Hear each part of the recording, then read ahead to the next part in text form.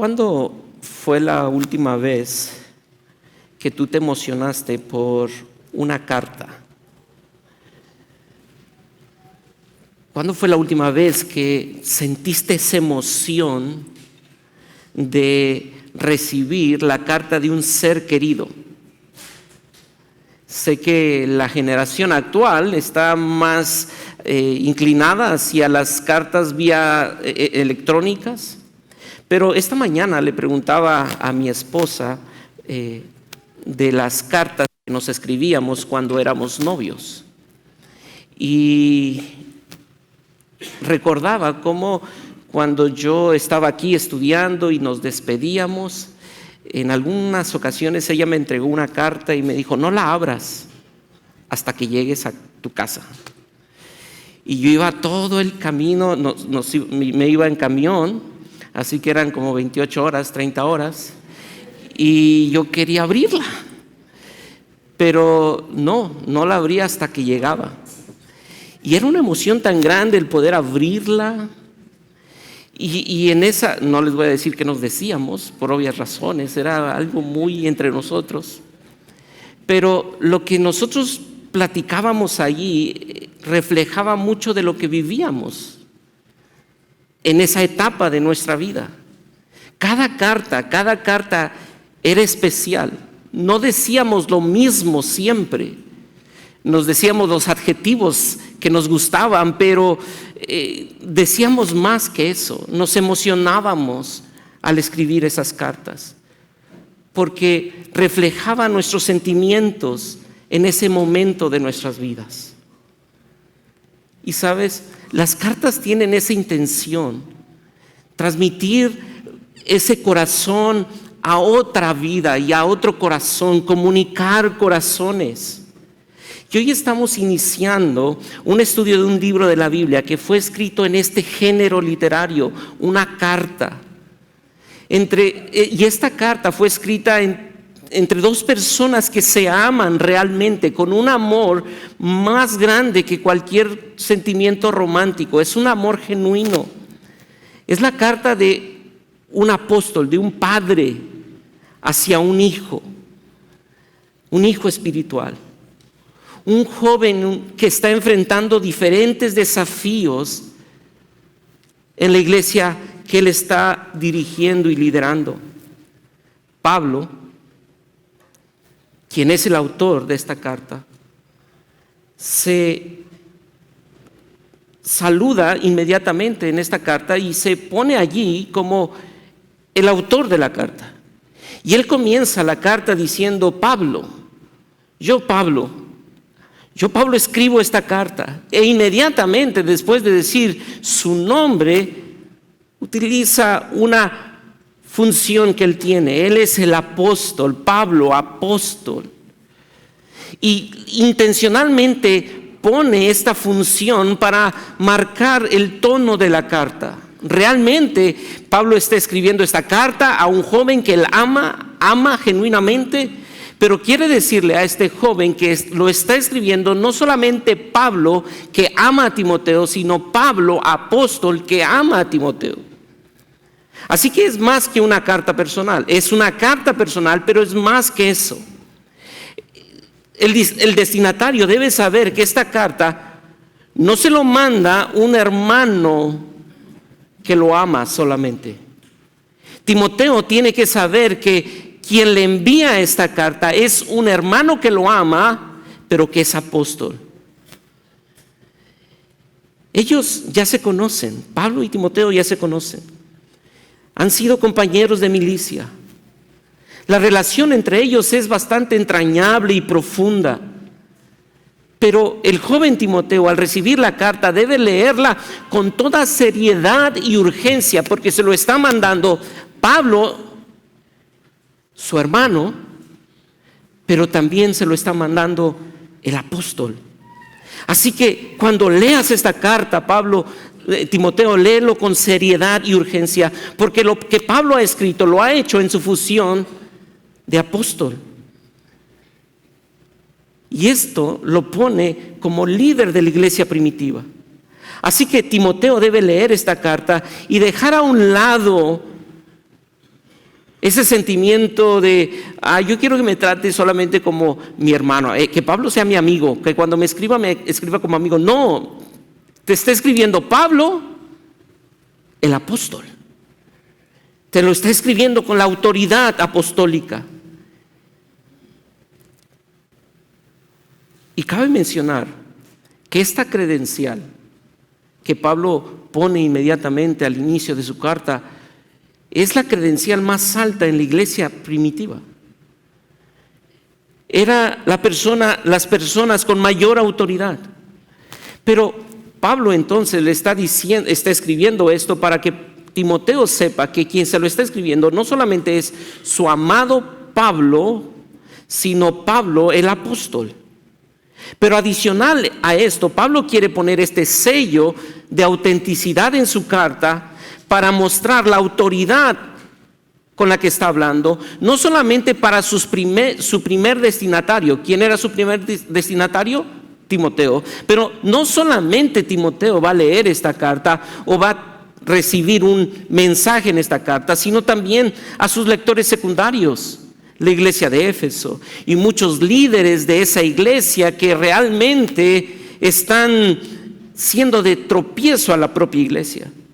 Por eso Pablo dice, quien escribe la carta no es solamente el amado Pablo al amado Timoteo, sino lo está escribiendo el amado a Pablo, apóstol. Y es importante entonces ver que la forma en que lo escribe es para autentificar quién está escribiendo esta carta y la autoridad con la que lo está escribiendo. Cabe entonces ahora pensar, ¿cuándo escribe esta carta? ¿Quién lo escribe? Pablo. ¿Cuándo la escribe? Pablo escribe esta carta en algún momento entre su exoneración como prisionero en Roma de Hechos 28 y su segundo arresto y su martirio bajo el reinado de Nerón. Es decir, que entre el año 63 y 67.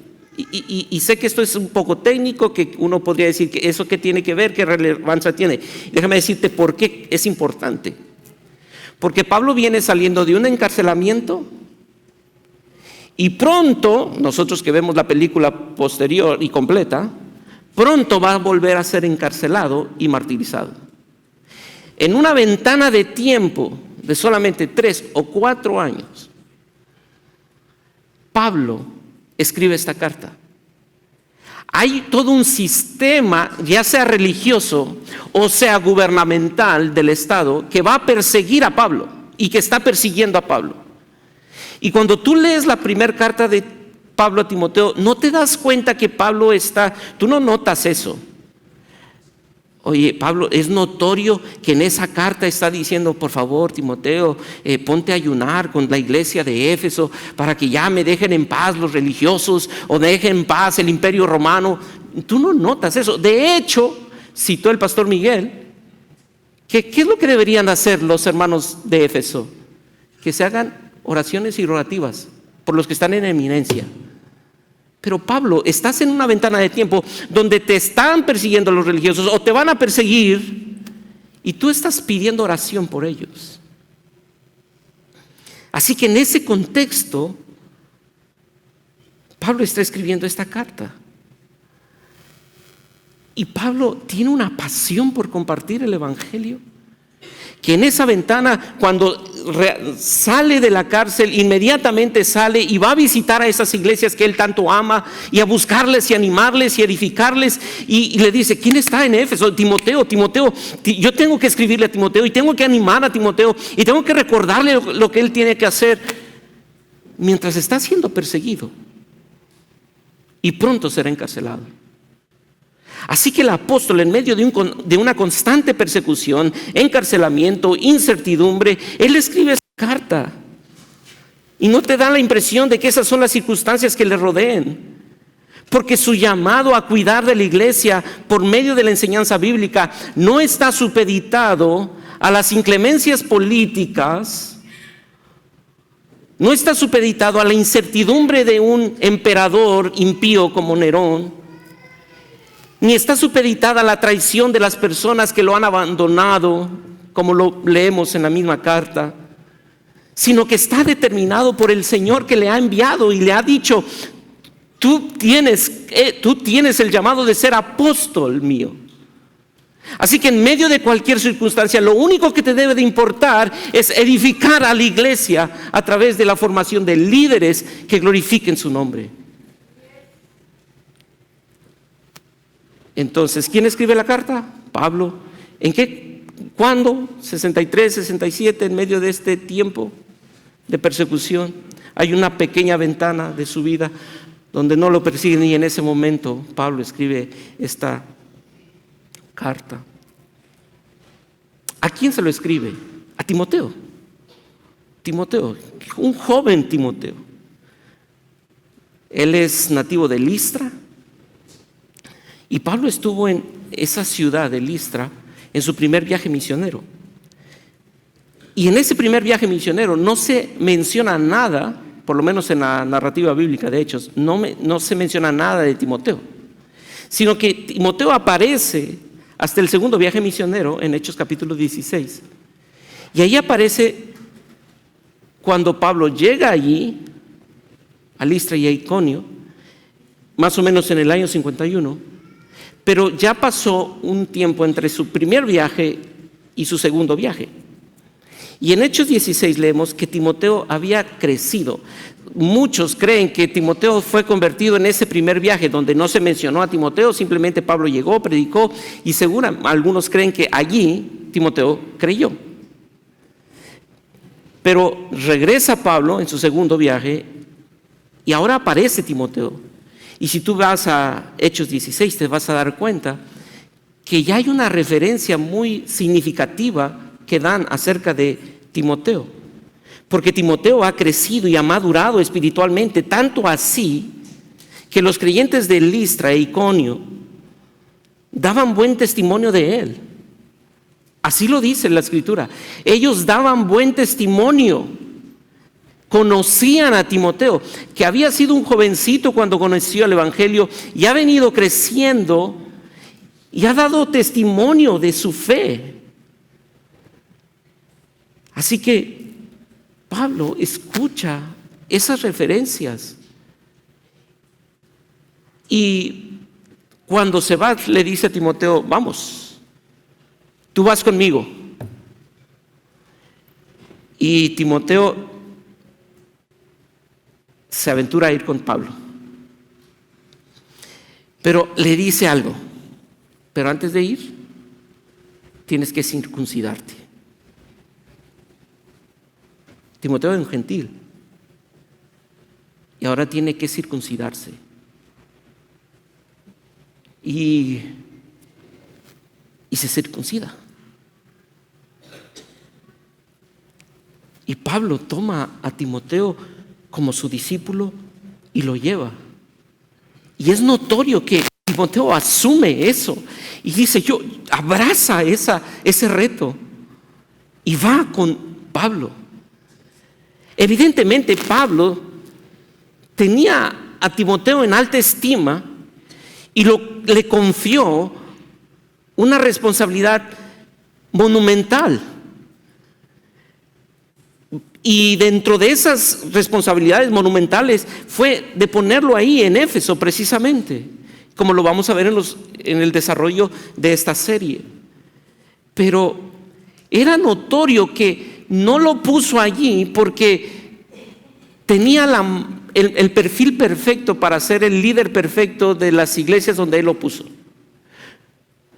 Déjenme decirles por qué creemos esto. Porque Timoteo no era un joven perfecto. De hecho, tenía bastantes debilidades. Como que uno no hubiese querido tomar a un joven como Timoteo si hubieses tenido un perfil de puestos. Tú dices: no, Timoteo, gracias por el intento, habrá otro. ¿Por qué? 1 Timoteo 5:23.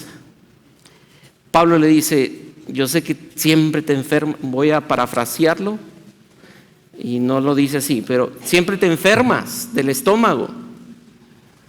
Toma algo para tu enfermedad. No me voy a meter en debates, nada más le voy a decir, toma algo para tu enfermedad.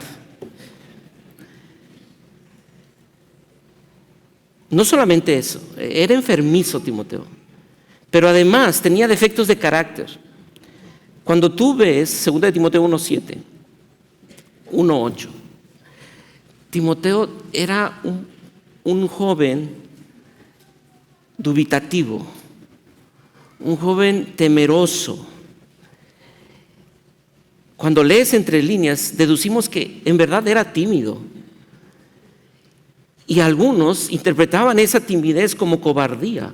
Y por eso Pablo le dice, hey, Timoteo, Dios no nos ha dado un espíritu sino de poder, de amor y de dominio propio. Ve, Timoteo, cumple tu ministerio. De hecho, en 1 Corintios 16, tú te das cuenta que Pablo, que envía a Timoteo a esta iglesia, le pide que lo traten con mucho cuidado. Porque Timoteo tenía esas debilidades.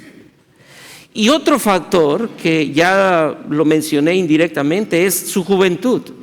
Era enfermizo, era tímido, pusilánime, algunos le han puesto ese adjetivo, dubitativo, y además era joven.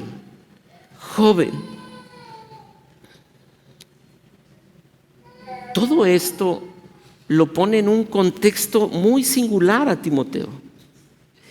Y está siendo puesto como líder en una iglesia que está en medio de una ciudad como la de Éfeso.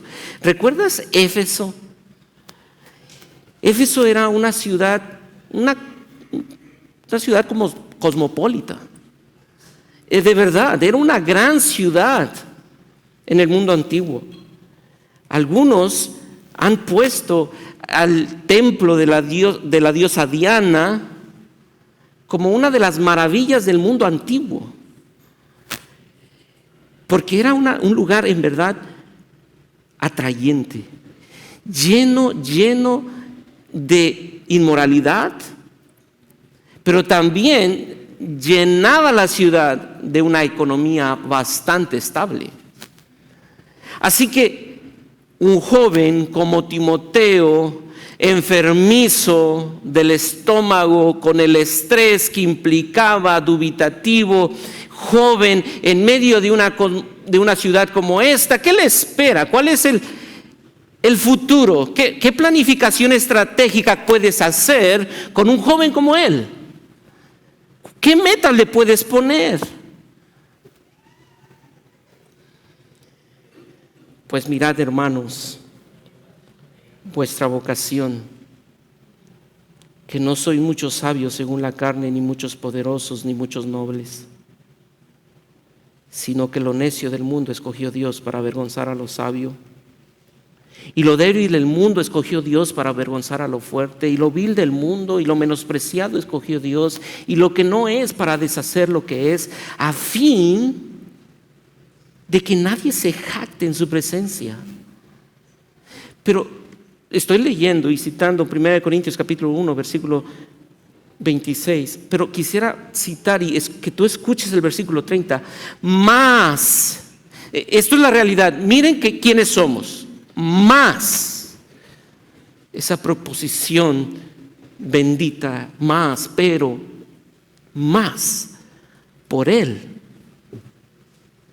Por Cristo estáis vosotros en Cristo Jesús, el cual ha sido hecho por Dios sabiduría, justificación y santificación y redención, para que, como está escrito, el que se gloríe, gloríese en el Señor. Así que Pablo y Timoteo tienen muchas circunstancias en contra.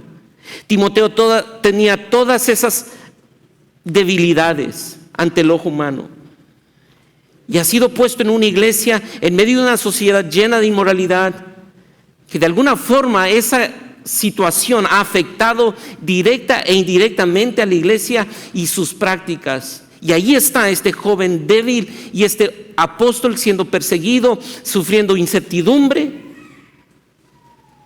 Y es allí cuando lo que Pablo va a decir en el versículo 1 y 2 tiene una relevancia. Pero déjame decirte que mi intención con este sermón es que tú y yo podamos recordar que Pablo nos está mostrando algo de nuestra debilidad al mostrarse a Pablo y a Timoteo, para que nosotros entendamos que no hay capacidad de nosotros de cumplir un llamado y un mandato de Dios, sino que todo depende de Él. Y porque somos débiles, y esto es lo que quiero proponerte que te lleves a casa, porque somos débiles, debemos apropiarnos de nuestro Señor para cumplir su mandato. Porque somos débiles, debemos apropiarnos de nuestro Señor para cumplir su mandato. ¿Cómo nos apropiamos de nuestro Señor? ¿Qué creía Pablo para que en medio de todas estas adversidades, tanto Pablo como Timoteo pudieran cumplir ese llamado que Dios les había dado? Y déjeme dar 2 puntos solamente. Número 1, reconoce que el llamado es sostenido únicamente por el Dios Trino. ¿Recuerdas que dijimos que Pablo en el versículo 1 dice Pablo, apóstol? E intencionalmente yo no continué, porque no solamente es apóstol. ¿Qué dice? Pablo, apóstol de quién? Por mandato de Dios, nuestro Salvador. Pablo, apóstol de Jesucristo. Pablo, apóstol de Cristo Jesús. ¿Quién ha elegido a Pablo? No fue la iglesia. No fue una votación. No. Pablo es apóstol de Jesucristo, comisionado y enviado como mensajero. ¿Y sabe quién lo ha encomendado y quién lo ha comisionado? Es aquel que es el alfa y el omega, el principio y el fin. Él fue el que le comisionó. Eso lo pone allí, con esa autoridad. En medio de la persecución, Pablo se dice a sí mismo y le dice a Timoteo, yo soy apóstol por mandato de Dios, por elección divina. Por elección divina. No actúa entonces Pablo, ni esta carta está bajo su propia autoridad como Pablo, no. Sino que lo que está escribiendo, el mensaje que proclama, no es una invención suya, ni tampoco de los demás apóstoles, sino que él ha recibido este mensaje del Rey mismo. La autoridad entonces de Pablo es la autoridad de Cristo, esa autoridad que Cristo le ha delegado al apóstol Pablo. Y Pablo lo enfatiza, no para buscar una posición, no, para nada. No está haciéndolo con un tono de vanidad y de arrogancia, sino cuando tú sigues leyendo, te vas a dar cuenta que lo que él está diciendo es porque está asombrado del privilegio tan elevado que él ha recibido. Cuando él era perseguidor de la iglesia, ahora dice Pablo, no se olviden, Pablo, apóstol de Jesucristo. Pareciera ser que en la lógica humana esos 2 elementos no pudieran estar juntos, porque Pablo era el perseguidor de la iglesia y ahora es Pablo, ¿qué? ¿Quién pudo haber unido esos 2 elementos? Cristo Jesús. Nadie más. Nadie más. Y ahora Pablo va a atribuir su mandato a 2 fuentes. Lee conmigo el versículo 1. Pablo, apóstol de Jesucristo, ¿por qué? Y todos, por favor, leamos el versículo 1. Pablo,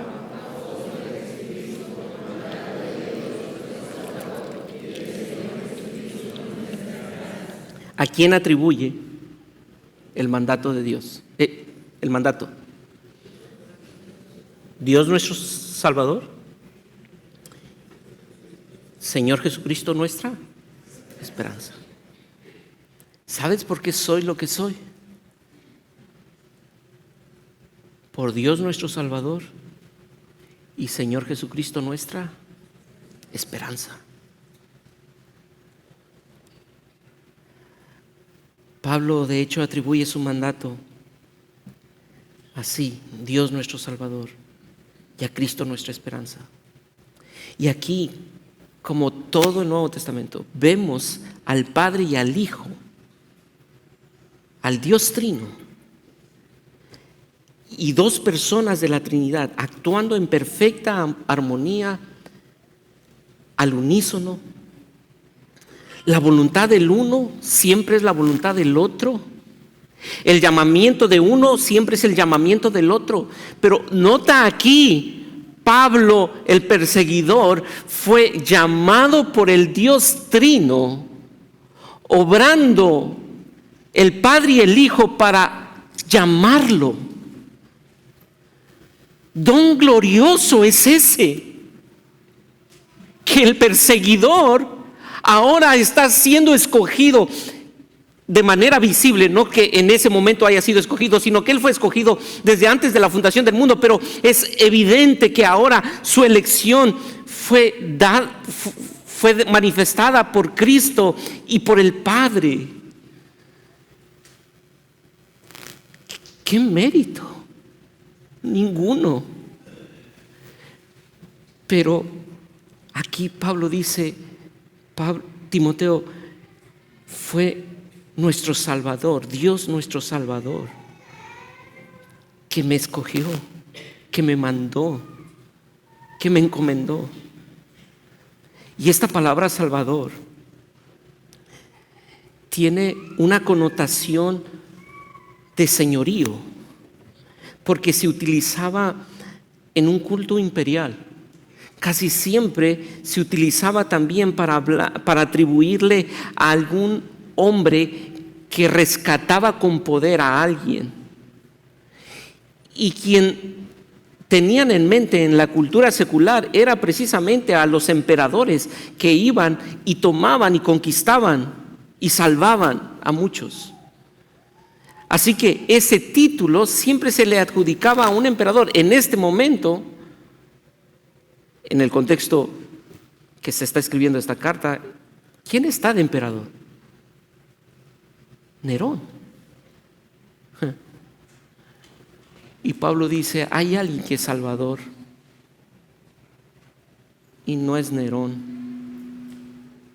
es Dios nuestro Salvador. Dios nuestro Salvador. Ahora, es interesante que Pablo utiliza a Dios Padre como el Salvador. Dios Padre como Salvador. Normalmente se atribuye esa obra de redención al Hijo, a la segunda persona de la Trinidad, pero aquí se le atribuye al Padre. Y no es la primera ni la única vez que Pablo va a utilizar y va a expresarse de la primera persona de la Trinidad como el Salvador, sino tú lo ves en otras porciones, como rápidamente. Tú puedes ver 1 Corintios capítulo 1, versículo 21, que dice, pero Dios nos dio vida. Perdón, estoy en capítulo 2 de Efesios. Pero Dios, que es rico en misericordia, por su gran amor con que nos amó, nos dio vida juntamente con Cristo. Por gracia sois salvos por medio de la fe, y eso no es de vosotros, pues es don de Dios. Se le está atribuyendo precisamente la primera persona de la Trinidad. Así que Dios Padre nos salvó. Sí, Dios Hijo ejecutó ese plan de redención, pero la predestinación, el llamamiento, la justificación, la glorificación se le atribuye al Padre. Él es quien nos eligió, Él es quien hace que sea proclamado el Evangelio, Él es quien nos concede su gracia. Es nuestro Dios, y ese nuestro Dios es nuestro Salvador. ¿A quién es? A Pablo, el perseguidor. Y piensa por un momento, Pablo se está apropiando de Dios, del eterno Dios como su Salvador. si tú has de cumplir el llamado que Dios te ha dado, debes apropiarte y reconocer que el llamado que Él te ha dado es por Él, no es por ti. Dios no vio en ti el mérito. Él simplemente por gracia, Dios eterno, el Padre eterno, decidió salvarte, decidió escogerte. ¿Qué mérito había en ti? ¿Qué mérito había en mí? ¿Cuál era el mérito? No hay, pero Dios, nuestro Dios, es nuestro Salvador. Pero no solamente Pablo hace referencia a que la fuente del cumplimiento de su mandato es Dios nuestro Salvador, sino la segunda parte del versículo es Jesucristo nuestra esperanza. Pablo fue enviado no solo por Dios nuestro Salvador, sino por Cristo nuestra esperanza. Qué recordatorio tan alentador es este. Cristo Jesús es nuestra esperanza. Seguramente Pablo deseaba que Timoteo escuchara esto para recordarle: Timoteo, estás a punto de enfrentarte a desafíos espinosos, dolorosos, agobiantes. Pero en medio de eso, tu esperanza es Cristo Jesús. Él es tu esperanza. El Mesías es nuestra esperanza. Y como lo dice Pablo a los Colosenses en el capítulo 1, versículo 27, Él es nuestra esperanza de gloria. Él es nuestra esperanza de gloria. Lo que esperamos no está aquí, está allá. Él pronto viene. Él pronto viene. Nuestra esperanza, bienaventurado, no es otra sino la manifestación de la gloria de nuestro Dios en Cristo Jesús en esa segunda venida. Así que Pablo le dice: Timoteo, nuestra esperanza no está en el ministerio que tú vayas a tener allí en Éfeso. Tu esperanza no está en que las cosas funcionen perfectamente en esa iglesia. No, tu esperanza está en que Cristo Jesús es tu esperanza de gloria. Es tu esperanza de gloria.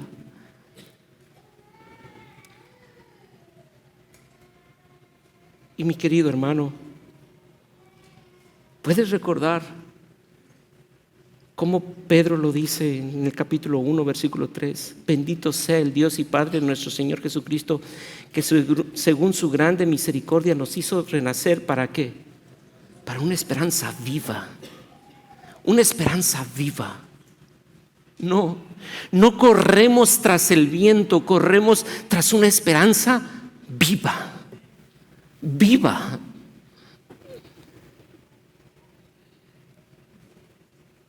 Hermano, quizá cuando piensas en aplicaciones de esta verdad, podrías pensar en que, bueno, pudieran ser aplicaciones para los pastores o para los líderes de iglesia. Pero Dios como nuestro Señor, nuestro Salvador, Cristo como nuestra esperanza, no solamente tiene aplicaciones para aquellos que han recibido un llamado para ejercer un ministerio público. Las aplicaciones a estas verdades gloriosas es para todos los creyentes. Piensa por un momento que el Dios eterno te salvó, te escogió.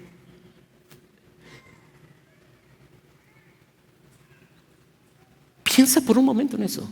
Detén tu mente y piensa que el eterno Dios diseñó un plan en el cual Él te escogió para salvarte.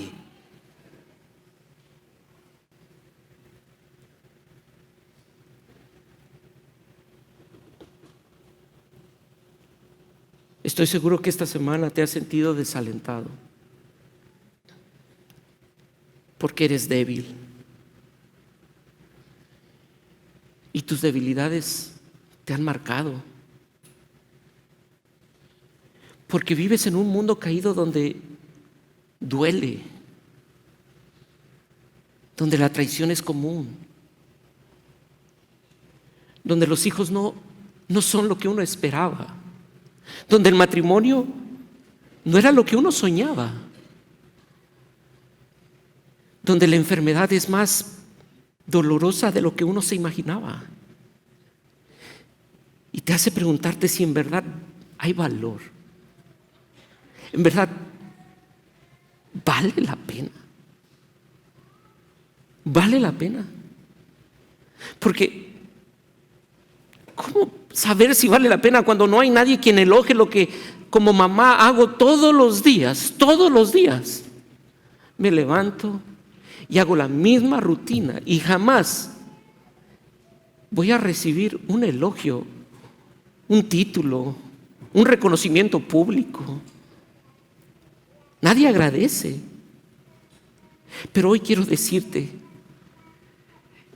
que en la mente del eterno Dios fuiste precioso o preciosa. Él te escogió desde la eternidad y no hay un solo día que Él no te observe y se goce en ti porque tú eres su obra de salvación. Él te vio y decidió amarte. Y mira cómo lo dice Sofonías capítulo 3 versículo 17, porque el Señor tu Dios, en la Nueva Versión Internacional lo leeré, porque el Señor tu Dios está en medio de ti como poderoso guerrero que salva.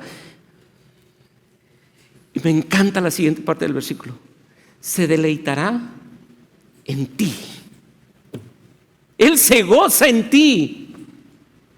Él se goza en ti, porque tú eres la obra perfecta de su redención. Y esa es tu esperanza. Si Dios es el Salvador, la salvación es segura. No temas. Y si Él es la esperanza, ¿sabes? No puede ser una ilusión. La esperanza es segura.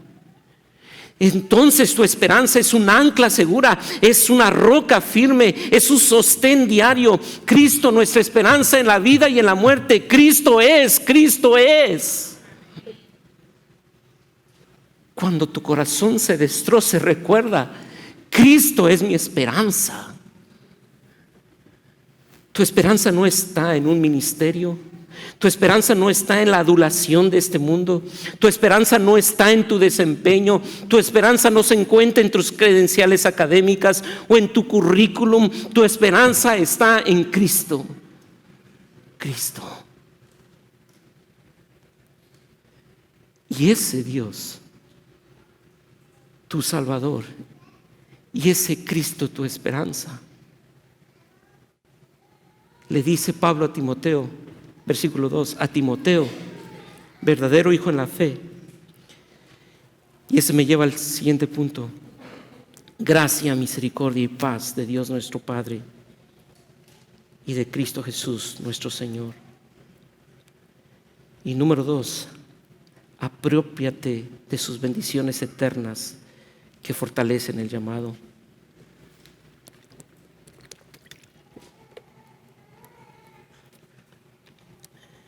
Ya hemos descrito quién es Timoteo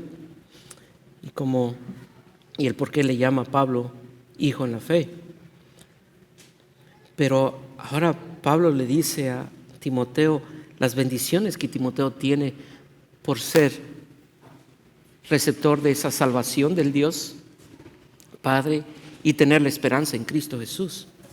¿Y cuáles son las bendiciones de las cuales Él es receptor? Gracia, misericordia y paz.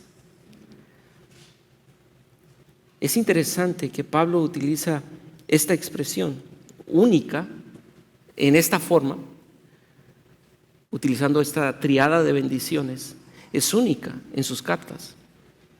Pablo escribe 13 cartas y de esas 13, en 10 utiliza otra forma en su salutación, pero aquí utiliza esto: gracia, misericordia y paz. ¿Y por qué? ¿Qué es la gracia? Pues la gracia es el favor inmerecido de Dios. Por gracia somos salvos. Y fue por gracia que Timoteo llegó a conocer y abrazar el Evangelio. Pero fue la misma gracia que salvó a Pablo. Es la gracia. No hay nada, nada. No hay mérito en Pablo, no hay mérito en Timoteo, ni en ti ni en mí para ser llamados hijos. Es gracia. Fue gracia. Y es gracia por la cual tú y yo hoy podemos apropiarnos y decir: Él es nuestro Padre y yo soy coheredero con Cristo, miembro de la familia de Dios. Es por gracia. Es por gracia. Y hermano, quiero suplicarte a que entiendas que es por gracia. No es otra cosa más que gracia, como para que te sientas superior a alguien. Es gracia. Y Pablo dice: gracia, misericordia. Misericordia. Y déjenme decir algo antes de llegar a la misericordia. Fue la gracia que salvó a Pablo, fue la gracia que salvó a Timoteo, fue la gracia que te salvó a ti, es esa misma gracia que me salvó a mí. Pero la función de la gracia no solamente está en función de la salvación, sino es por gracia también que somos santificados. Si tú has sido salvo por gracia, ¿sabes cuál es la razón del por qué vas a ser santificado? Por gracia. Por gracia. No, hermano, de verdad, tu santificación no depende de tu mérito. ¿Qué estás diciendo, Luis? Entonces no es una sinergia. No estoy diciendo si no hay una responsabilidad de ti, pero no hay un mérito en ti. Y si tú ahora eres responsable es porque el Espíritu Santo opera en ti para darte la habilidad de responder ante el mandato y las exigencias de la ley. Pero no es que tú tengas una capacidad por ti propio, sino es por gracia. La gracia todos los días abona a tu favor y te capacita, pero es gracia. Y Timoteo, si has de perseverar en el ministerio es por gracia. Si has de estar allí en medio de esas batallas es por gracia. Nunca te adjudiques un mérito, es gracia. Es gracia. La misericordia. Déjenme pasar al segundo elemento de estas triadas de bendiciones. Y este es precisamente el elemento novedoso o diferente de las bendiciones o salutaciones que Pablo utiliza normalmente. Casi siempre utiliza gracia y paz. Y ahora añade este sustantivo de misericordia. Y muchas veces nosotros vemos el uso de estos dos términos, gracia y misericordia, de manera indistinta. Pero creo que hay una intención de Pablo al ponerlo así. La gracia es el amor de Dios hacia uno que es culpable, pero la misericordia es el amor de Dios hacia un indigno, uno que da lástima. La misericordia es darle un favor a alguien que, ay, pobrecito, hay que echarle la mano. Estoy parafraseando. ¿Recuerdas quién era Timoteo? ¿Había capacidad en él para cumplir el ministerio? ¿Qué necesitaba? Misericordia. Eres un miserable, no puedes, tú no puedes cumplir este llamado. Pero tu Salvador, tu esperanza te promete gracia y misericordia. Misericordia. Timoteo necesitará no solamente de la gracia sustentadora de Dios, sino también de aquella misericordia que le proporcionará en los momentos más oscuros esa misericordia extendida. Y le dice al final, la paz. La paz. ¿Qué es la paz? La consecuencia de disfrutar de la gracia y la misericordia. Paz. Saber que Dios no me va a juzgar si pude lograr el objetivo humano. Saber que Dios no me va a juzgar por ser bien visto ante el ojo de los creyentes. Saber que Dios no me va a juzgar porque todos aplaudan el sermón o porque mis hijos estén bien portaditos todos los domingos y durante la semana nunca reciban ninguna noticia. No, Dios no me va a juzgar por eso, sino por gracia y misericordia yo tengo paz con Dios. Paz. Y que nada ni nadie me puede arrebatar esa paz que tengo con Él. Porque tengo paz con Él. Por medio de la obra de Cristo, que es mi Salvador y mi esperanza. ¿Qué puede robarme la paz que tengo en Él? ¿Quién me puede arrebatar esa paz? Nada ni nadie.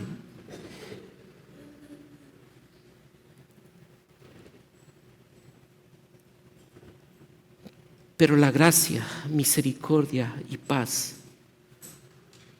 son un río inagotable que procede del Dios Trino, que tiene su origen allí y que nos baña cada día de refrescante victoria, de refrescante paz. Y sabes, mi querido oyente, hoy quiero decirte que porque somos débiles, debemos apropiarnos de nuestro Señor. Ese Señor que nos dice: yo soy tu Salvador y yo soy tu esperanza. Y porque yo soy tu Salvador y tu esperanza, hay gracia, misericordia y paz. Cumple el mandato que yo te he dado.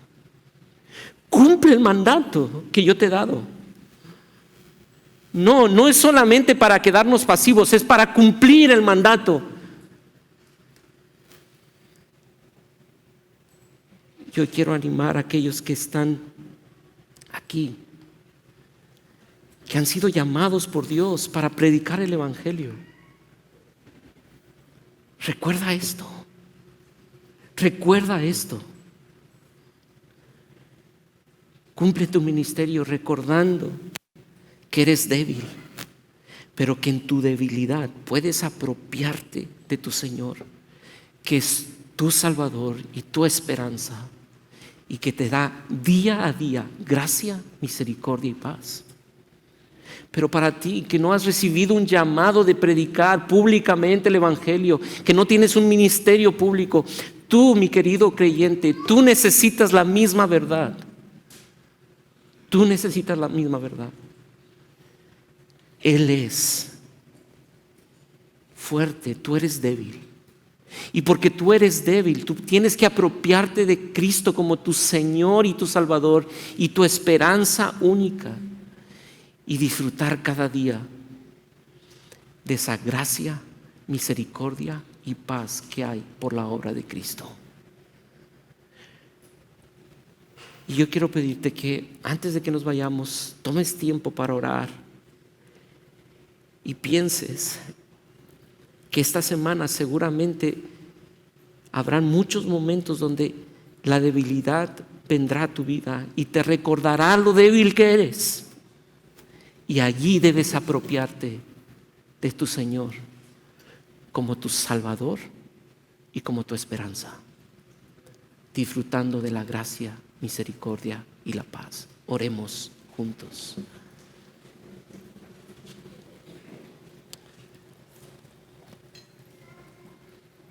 Bendito Dios, queremos agradecerte profundamente por darnos el privilegio de ser llamados tus hijos. Cuando somos tan débiles, cuando vemos nuestras deficiencias constantemente, no solamente por lo que hacemos, sino en nuestro cuerpo, en los seres queridos que tenemos a nuestro lado, cuando se duelen, cuando lloran, cuando son lastimados, cuando se enferman. Todo eso nos recuerda lo débiles que somos. Pero tú nos has dejado aquí para cumplir un mandato tuyo, de ser heraldos de tu verdad, ya sea en un ministerio público o ahí en casa. ¿Cuántas madres aquí? ¿Cuántos abuelos aquí? Suegras, nueras, que tú les has escogido para anunciar las virtudes tuyas. Y muchas veces nos sentimos débiles, no podemos. Pero hoy queremos decirte, Señor, ayúdanos a apropiarnos de la salvación y de la esperanza que hay en ti.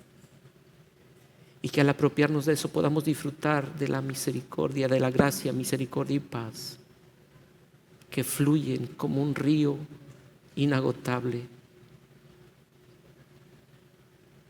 Perdónanos porque muchas veces en nuestras debilidades, en vez de correr a ti, corremos tras el viento, tras la vanidad, buscando encontrar fuerza en donde no hay fuerzas, buscando encontrar esperanza donde no hay esperanza.